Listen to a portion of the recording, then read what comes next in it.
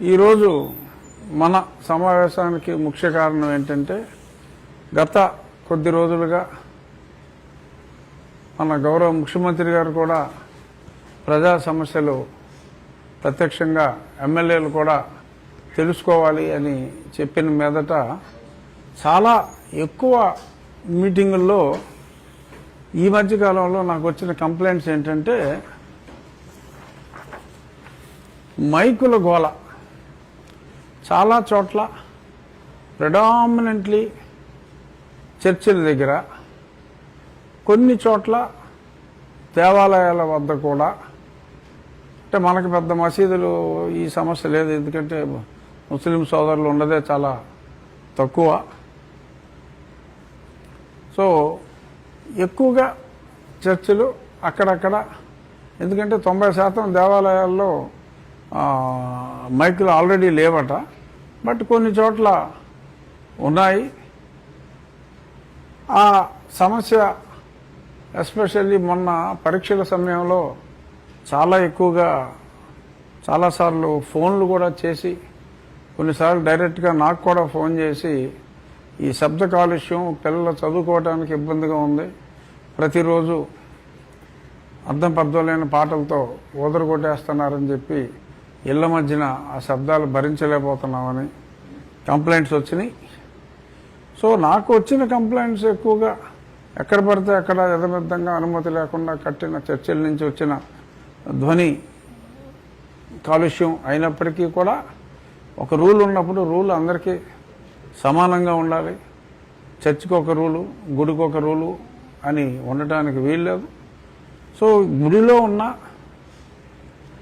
చర్చిలో ఉన్న, ఎక్కడున్న any place of worship supreme court మార్గదర్శకాలు ఉన్నాయి, మన పొల్యూషన్ కంట్రోల్ బోర్డ్ మార్గదర్శకాలు ఉన్నాయి. సో దీని మీద నేను ఆల్రెడీ మన నియోజకవర్గంలో ఈ ప్రజల దగ్గర నుంచి వచ్చిన ఫిర్యాదుల్ని చూసి ఆ మైకులు న్యూసెన్స్ పోవాలి అని చెప్పి పర్మనెంట్గా పెద్ద పెద్ద స్తంభాల్లాగా వేసేసి పర్మనెంట్గా మైకులు పెట్టేశారు. అలాగే దేవాలయాల్లో కూడా ఎక్కడ మైకులు ఉన్నా అవన్నీ కూడా తీసివేయటం ప్రారంభించాం. 1-2 రోజుల్లో అన్నీ తీసివేయటం జరుగుతుంది. ఇదే సమస్య అన్ని చోట్ల కూడా ఉన్నట్టుగా తెలిసింది.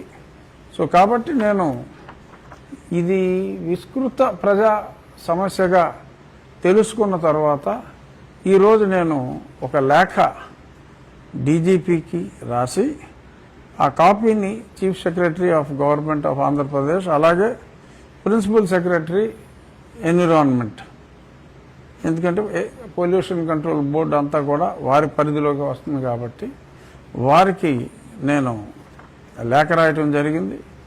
జస్ట్ లేఖ చూపెడతా, నేను చదివి వినిపిస్తా. ఎందుకంటే ఇది ప్రజలందరికీ, ఆంధ్ర రాష్ట్ర ప్రజలందరికీ సంబంధించిన సమస్య. ఎవడో ఒకడు ఈ ఇష్యూ రేస్ చేయాలి. చాలామంది మా రాజకీయ నాయకులైతే ఏమో చర్చిలో మైక్ తీసేస్తే రేపు చర్చికి వెళ్ళే వాళ్ళు ఓట్లేరేమో అని అనుకోవచ్చు. ఓటుకి, చట్టానికి, న్యాయానికి ఎటువంటి సంబంధం లేదు. చట్టాన్ని పరిరక్షించవలసిన బాధ్యత ఎగ్జిక్యూటివ్ అంటే అధికారుల మీద ఉంది. అలాగే చట్టాలని చేసిన వాళ్ళకి కూడా అందులో బాధ్యత ఉంది. అంటే ఎమ్మెల్యేలకు కూడా చట్టాలు చేసేవాళ్ళు, అది ఇంప్లిమెంట్ అవ్వకపోతే ఎవరైతే చట్టం చేశారో అది ఇంప్లిమెంట్ చేయని వాళ్ళ మీద, చేయకపోతే చర్యలు తీసుకునే అధికారం కూడా అసెంబ్లీకి ఉంది. సో ఖచ్చితంగా ఈ చట్టాన్ని అమలు చేయవలసిన బాధ్యత అధికారుల మీద ఉంది. ఓట్ల రాజకీయానికి ఇక్కడ తావు లేదు.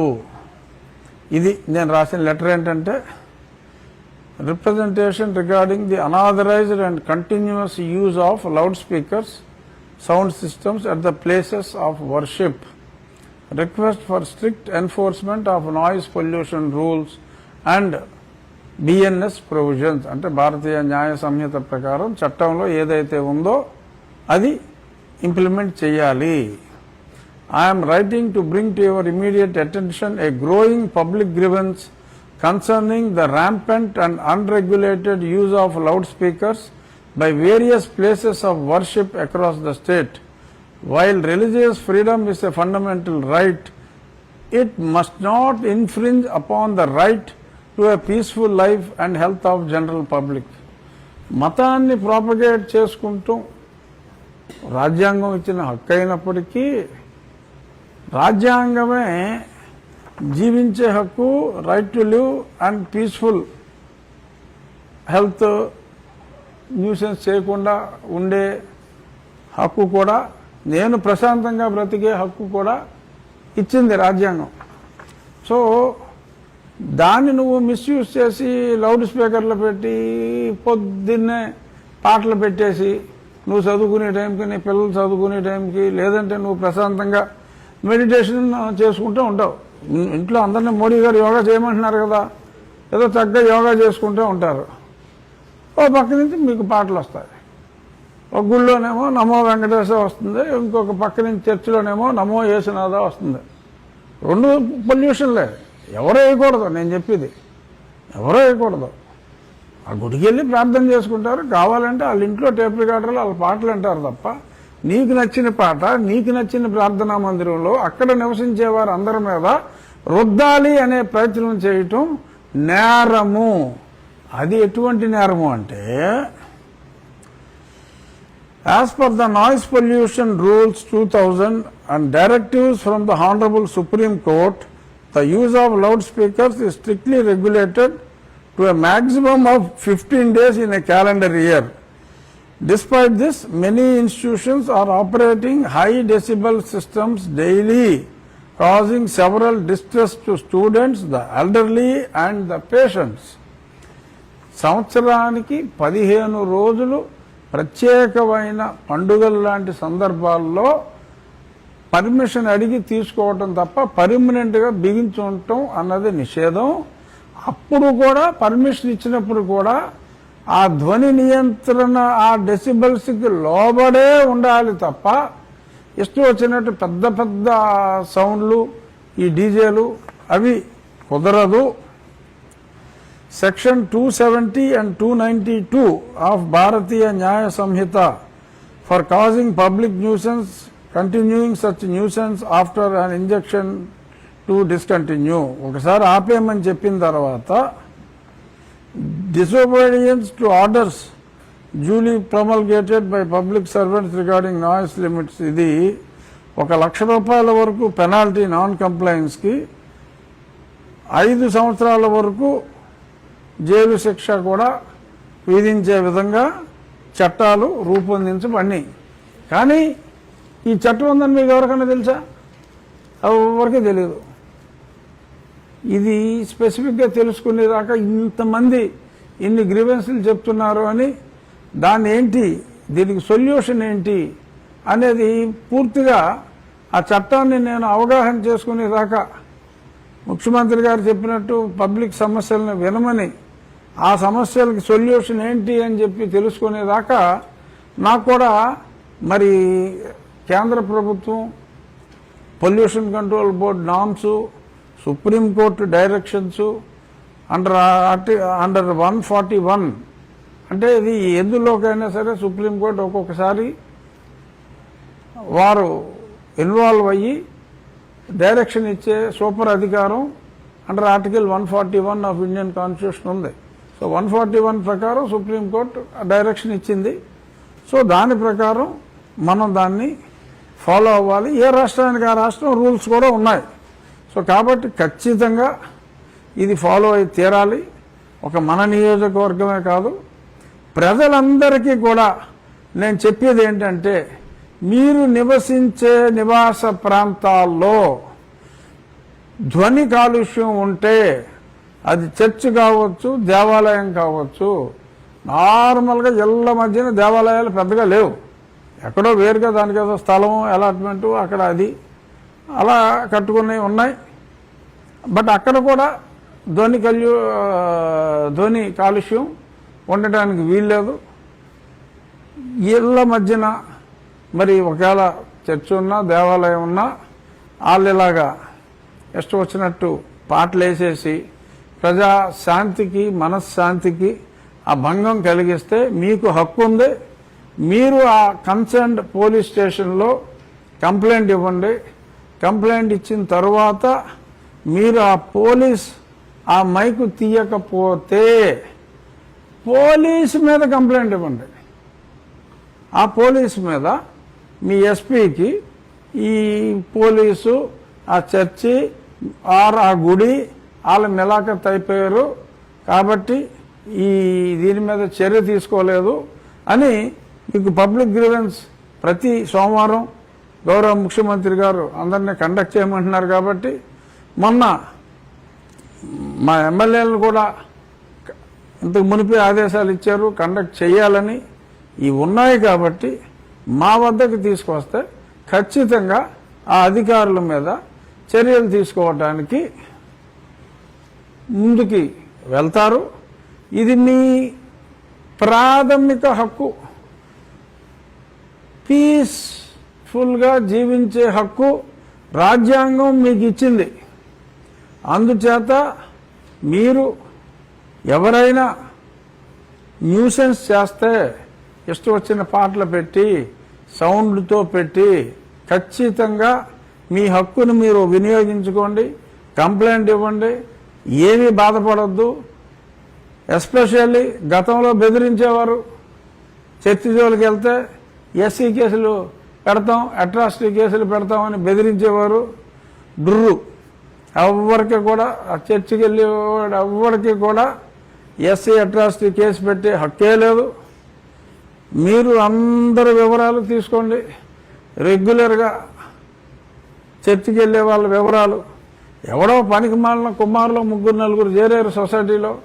చర్చికి వెళ్తే క్రిస్టియన్నా, తండ్రి శవాన్ని పూడ్చిపెట్టి సిలువ ఒక కట్టడం కట్టుకుని దాని మీద సిలువ వేసుకుంటే క్రిస్టియన్నా, చర్చిలో పరిశుద్ధ వివాహం చేసుకున్నంత మాత్రాన క్రిస్టియన్నా అని నోటు పోసినట్టు పిచ్చగా పిచ్చెక్కినట్టు మాట్లాడుతున్నారు. అవన్నీ కన్ఫర్మ్డ్గా లేటెస్ట్ సుప్రీంకోర్టు ఆర్డర్ ప్రకారం గతంలో ఉన్న రాజ్యాంగంలో ఉన్న ఆర్టికల్ 341 సబ్సెక్షన్ 2 ప్రకారం ఖచ్చితంగా వారందరూ క్రైస్తవులుగానే పరిగణించబడతారు. ఎవరెవరో ఏదో మాట్లాడుతున్నారు మొత్తం మారితే కులం ఎలా మారుతుందని, అదంతా ట్రాషు. ఖచ్చితంగా ఫలానా షెడ్యూల్డ్ కులంలో ఉన్నవారు వారికి ఇచ్చిన స్పెషల్ బెనిఫిట్స్ ఏవి కూడా రక్షణ చట్టం కావచ్చు, ఉద్యోగాల్లో రిజర్వేషన్ కావచ్చు, అవేవి కూడా ఇది మారితే వర్తించదు అని చాలా స్పష్టంగా చెప్పిన మీదట అవన్నీ కూడా వాళ్ళ బ్రతుకు తెరువు కోసం, వాళ్ళ వృత్తి పోతుందేమో అన్న భయంతో ప్రజలను తప్పుదోవ పట్టించడానికే మాట్లాడుతున్నారు తప్ప మరొకటి కాదు. అంచేత వాళ్ళ మాయ మాటలు దయచేసి నమ్మకండి. మీకు రిజర్వేషనే కావాలి అని అనుకుంటే ఏం చేయాలనేది స్పష్టంగానే ఉంది. మీరు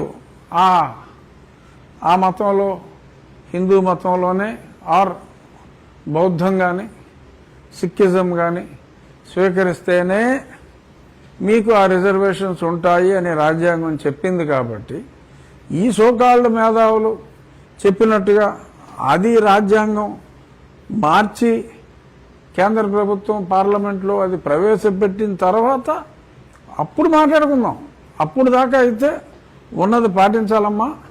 సో అంచేత ఈ ధ్వని కాలుష్యం గురించి నిర్భయంగా మీకు ఎక్కడ న్యూసెన్స్ అనిపించినా సరే చెయ్యండి.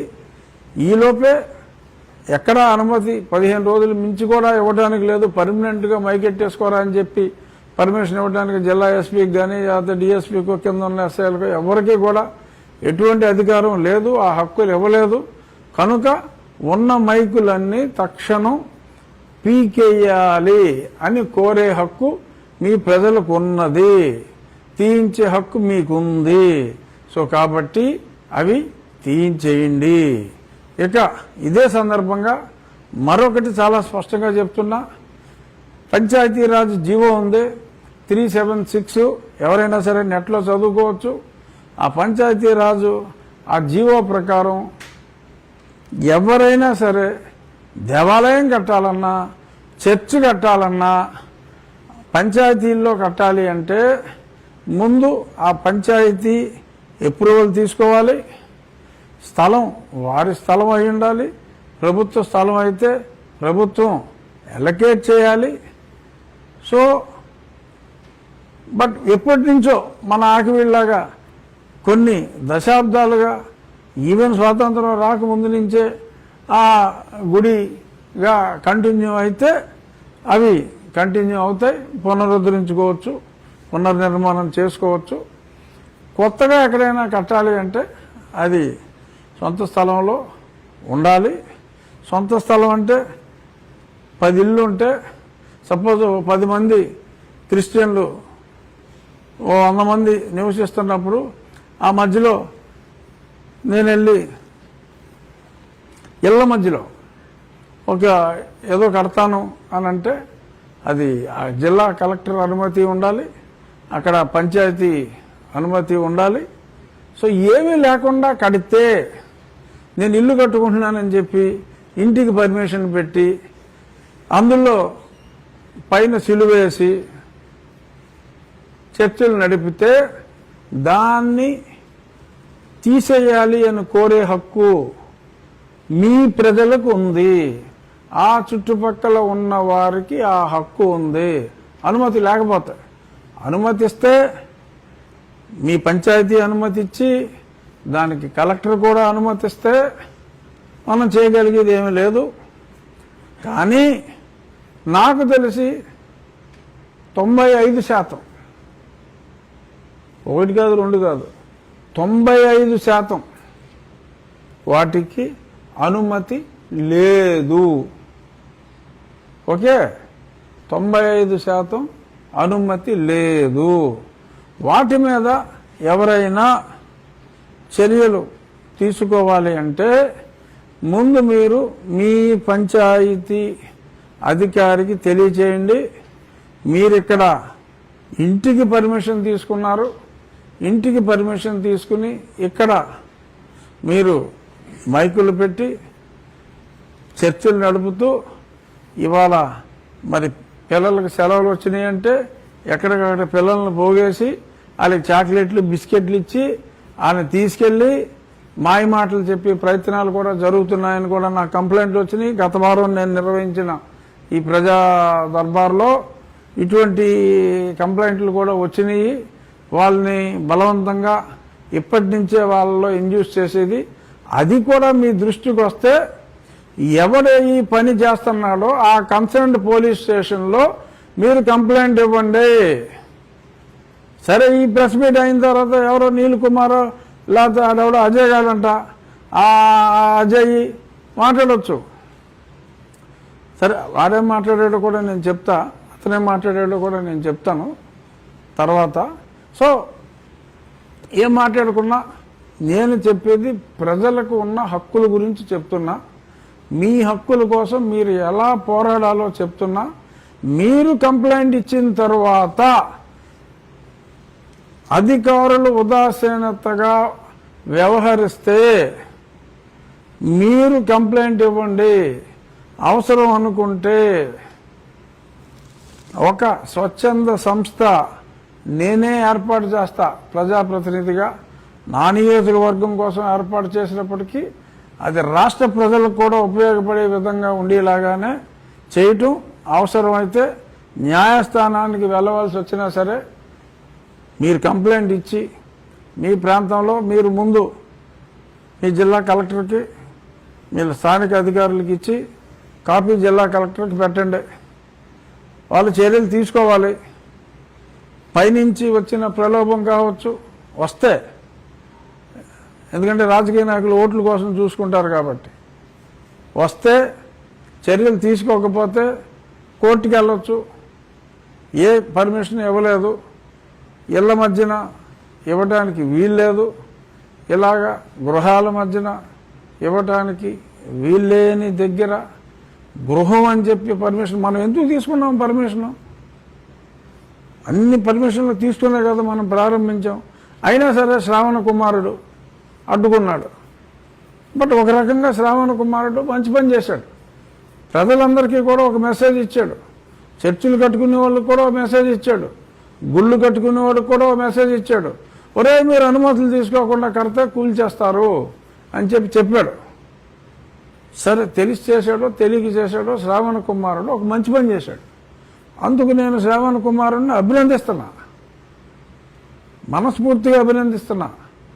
సో కాబట్టి శ్రావణ కుమార్ సూచించిన సూచన ప్రకారం అందరూ కూడా గతంలో నిర్మించినవైనా కూడా ఇప్పుడైనా సరే ఇంటికి పర్మిషన్ పెడితే అక్కడ ఇప్పుడు దాన్ని మార్చడానికి ఎటు తిరిగి పర్మిషన్ ఇవ్వరు. ఇలాగే ఆకువీళ్ళలో మరి గతంలో వేకర్ సెక్షన్ హౌసింగ్ కాలనీకి స్థలాలు ఉచితంగా ఇచ్చి 1,80,000 రూపాయలు గ్రాంట్ ఇచ్చి ఇల్లు లేని వారు ఇల్లు కట్టుకుని ఉండండిరా అంటే మరి అందులో కూడా కొద్దిమంది అమ్ముకుని వెళ్ళిపోయి చర్చలు చేపట్టినట్టు తెలిస్తే అవన్నీ కూడా మూసివేయటం జరిగింది. ఓ నీలి కుమారులారా, గొడవ చేస్తే చేయండి, తెరిపించగలిగితే తెరిపించండి, ఇది మా హక్కు అని అజయ్ గారు లాంటి వాళ్ళు అరిస్తే అరవండి. హక్కు లేదు తొక్క లేదు అని చెప్పి ప్రూవ్ చేస్తాం. వేకర్ సెక్షన్ నీకు ఇల్లు లేదని చెప్పి నీకు స్థలం ఇచ్చి 1,80,000 రూపాయలు డబ్బిస్తే ఇళ్ల మధ్యన మైకులెట్టి చర్చ నడుపుతారా? ఎలాగమ్మా, ఎలా కుదురుతుంది? కుదరదు అని స్పష్టంగా వాటిని ఆపేయడం జరిగింది. మీ నిరసనలు తెలియజేస్తే తెలియజేయచ్చు, లేకపోతే కోర్టుకు వెళ్ళండి. ప్రతి అడ్డమైన కేసు వేయటానికి శ్రావణ కుమారులు, ఆషాఢ కుమారులు, మాఘ కుమారులు, రకరకాల మాసాలు ఉన్నాయి కదా. శ్రావణ మాసంలాగా ఆషాఢ మాసం, కార్తీక్ కుమారు, ఎవరికొళ్ళు ఉంటారేమో అలాంటి కుమారులను ఎత్తుక్కోండి, నీలి కుమారులని వేసుకోండి కేసులు. మా హక్కు ఇది. నేను ఎక్కడైనా సరే ఇల్లు అమ్మకూడదని రూల్ ఉన్నా నేను కొనుక్కుంటాను. ఆ మాత్రం దళిత క్రైస్తవుడికి హక్కు ఉండదా? ఆ మాత్రం మేము మైకెట్టుకోకూడదా అని మాట్లాడితే మాట్లాడండి, చట్టం ఏం చెప్తుందో చూద్దాం. సో అంచేత మీరు గట్టిగా మాట్లాడేసి కేకలేసేసి శివాజీ గణేషన్ లాగా అరిసేస్తే భయపడే వాళ్ళు ఎవరు లేరమ్మా. నిన్న చూసా ఒక వీడియో, అక్కడ అజయ్ అనుకుంటా అతని పేరు. అస్సలు ఇవాళ ఉన్న యాక్టర్లు ఎవరు సరిపోరు అతని టాలెంట్ ముందు. దానికి మళ్ళీ బ్యాక్గ్రౌండ్ మ్యూజిక్తో మధ్యలో సాడ్ మ్యూజిక్తో ఆరోహణ అవరోహణ. మన ఏంటది, ఎన్నికల్లో పోటీ చేయడానికి లేదట రఘురామకృష్ణరాజు అంటున్నాడు అని మళ్ళీ ఆరోహణ, మళ్ళీ అవరోహణ. ఇంతకంటే అన్యాయం ఉందా నాయన? బీసీ అజయ్ బాబు దళిత హక్కుల కోసం పోరాడుతున్న, ఆంధ్ర దళిత హక్కుల కోసం పోరాడుతున్న తెలంగాణ బీసీ అజయ్, సరే is two small a fellow. నా స్థాయికి నేను ఆ పేరు మాట్లాడటమే అతనికి ఎంతో గౌరవం ఇచ్చినట్టు. అయినా సరే ప్రజలను మోసగించడంలో అతను చాలా ఎక్స్పర్ట్లా ఉన్నాడు కాబట్టి అతని నటన పటిమకి మహానటులే దాసోహం అనిపించే రీతిలో తను నటిస్తున్నాడు కాబట్టి అంతలోనే దిలీప్ కుమార్ అయిపోతాడు, అంతలోనే శివాజీ గణేషన్ అయిపోతున్నాడు. అలా ఆ షేడ్లు ఏదో సినిమాలో ప్రకాష్ రాజ్ గారు అంటాడు అపరిచితుల్లో, ఒరే నేను ఎన్టీఆర్ని చూశాను, శివాజీ గణేషన్ చూశాను, నువ్వు ఎవడవో నాకు అర్థం కావట్లేదురా అని. ఆ సినిమాలో ప్రకాష్ రాజ్ పరిస్థితే మరి ఇతను ఆ వీడియో చూస్తే వచ్చింది. ఎన్నికల్లో దళితుల కోసం, మా హిందూ దళితుల కోసం నిర్దేశించబడ్డ రేపు రాబోయే ఎన్నికల్లో రెగ్యులర్గా చర్చికి వెళుతూ వారి తల్లిదండ్రుల సమాధుల్ని క్రిస్టియన్ శ్మశాన వాటికలో పాతిపెట్టి ప్రజలందరికీ తెలిసిన వెల్ నోన్ క్రిస్టియన్ అతను అయ్యుంటే ఖచ్చితంగా అతను పోటీకి అనర్హుడు. ఇది చట్టం. అంచేత అరిసి గీపెట్టినా, బొబ్బలెట్టేసినా, ఏడి చేసినా అంతలోనే తగ్గి ఏడుపు అప్పుడే కేకలేసినా అది అవదమ్మా. అంచేత while we appreciate your excellent నటన పటిమ, బట్ ఇక్కడ పని అవదమ్మా అని చెప్తున్నా. ఖచ్చితంగా ఇక్కడ కూడా మళ్ళీ ప్రజలకు చెప్తున్నా, రాజకీయాల్లో ఉన్నవారికి చెప్తున్నా, క్రైస్తవ మతాన్ని అనుసరిస్తూ మీరు చూడండి, ఎవడైతే పొలిటికల్గా పోటీ చేసే అవకాశం ఉందో ఒక ట్రాక్ పెట్టండి అన్ని పార్టీలు. ఇది నేను మా పార్టీ వాడు పోటీ చేయొచ్చు రాంగా, వైసీపీ వాళ్ళు చూడండి, జగన్మోహన్ రెడ్డి కాబట్టి ఇబ్బంది లేదు, ఓపెన్ సీట్లో పోటీ చేసుకోవచ్చు. వీళ్ళైనా ఓపెన్ సీట్లో పోటీ చేసుకోవచ్చు, ఎస్సీలైనా ఓపెన్ సీట్లో, అది దళితు క్రైస్తవుడైనా ఓపెన్ సీట్లో చేసుకోవచ్చు. కానీ ఎస్సీల కోసం రిజర్వ్ చేసిన సీట్లో దళిత క్రైస్తవుడు, దళితుడి కోసం, నిజమైన దళితుడి కోసం రిజర్వ్ చేసిన సీట్లో దళిత క్రైస్తవుడు పోటీ చేయడానికి లేదు.